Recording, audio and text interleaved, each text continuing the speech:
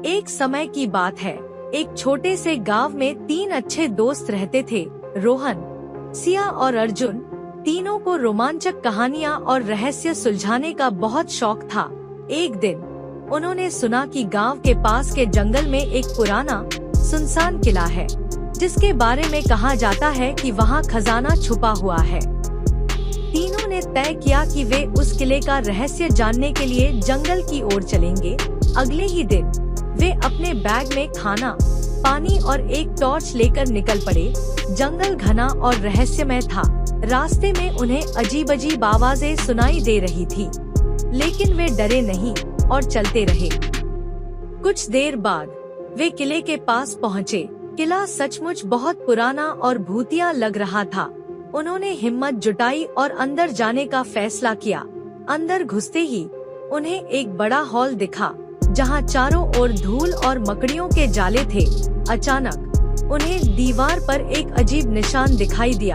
रोहन ने कहा, शायद ये किसी गुप्त दरवाजे का संकेत हो सकता है। उन्होंने दीवार को ध्यान से देखा और वहां एक पत्थर को दबाया।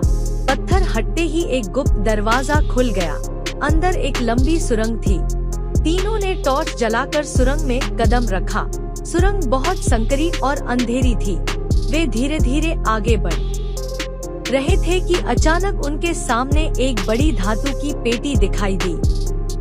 सिया ने उत्सुकतापूर्वक पेटी खोली तो उसमें बहुत सारे सोने के सिक्के और गहने थे। वे बहुत खुश हुए, लेकिन तभी एक जोरदार आवाज आई, यह खजाना मेरा है। तीनों ने मुड़कर देखा तो एक बूढ़ा आदमी खड़ा था।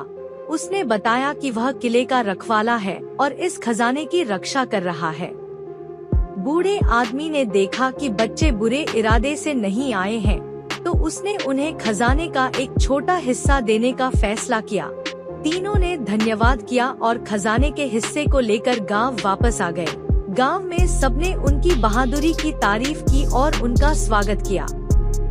उस दिन के बाद रोहन, सिया और अर्जुन की दोस्ती और मजबूत हो गई और उन्होंने सीखा कि सच्ची बहादुरी और ईमानदारी से हमेशा जीत हासिल होती है।